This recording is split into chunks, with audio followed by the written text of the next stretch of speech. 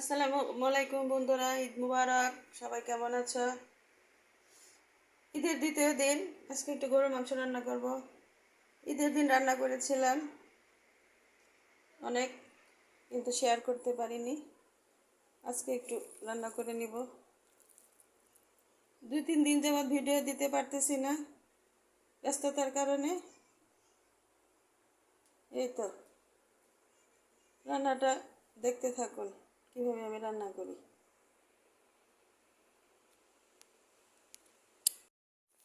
বন্ধুরা, মাংসটা ধুয়ে নিচ্ছি,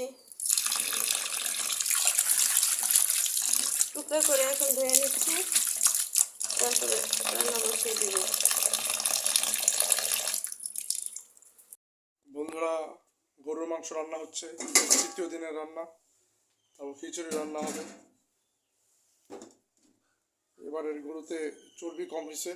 পেঁয়াজ দিয়ে দিলাম, মাখায় বসাবো। আদা, রসুন লাগলে পরে আদা দিব।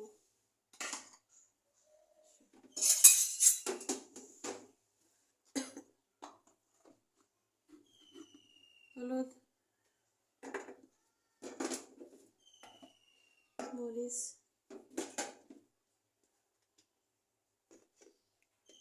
ধনিয়া,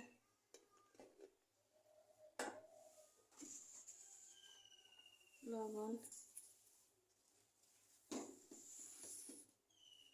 জিরা দিই।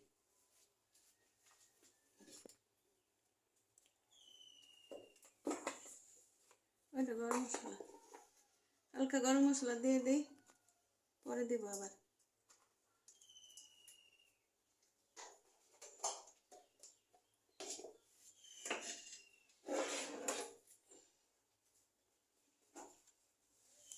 জিরা, ভাজা জিরা মেখে নিই, পরে তেল দিব।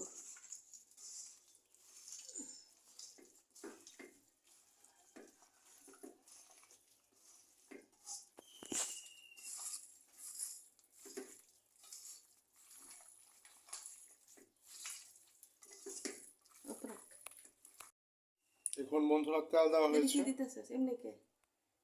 লম্বা কাঁচামরিচ দিয়ে দিলাম, তেল দিয়ে দিলাম। আগে দেওয়া ছিল তেল, তো একটা দিলাম।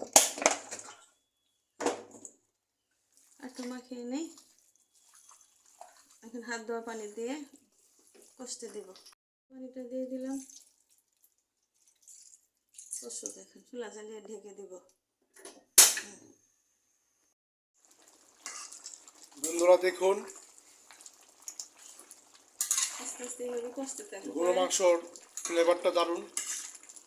এবার এখন কষতে কষতে একসময় সিদ্ধ হবে।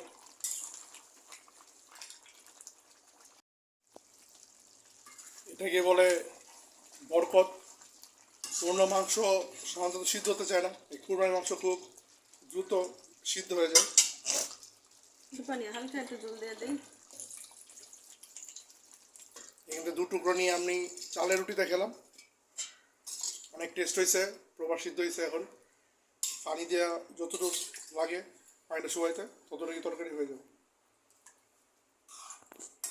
একটু পরে নামিয়ে নেওয়া হবে ভাজা জিরার গুঁড়া দিয়ে। আর গরম মশলাতে লাগিয়ে দেওয়া আছে।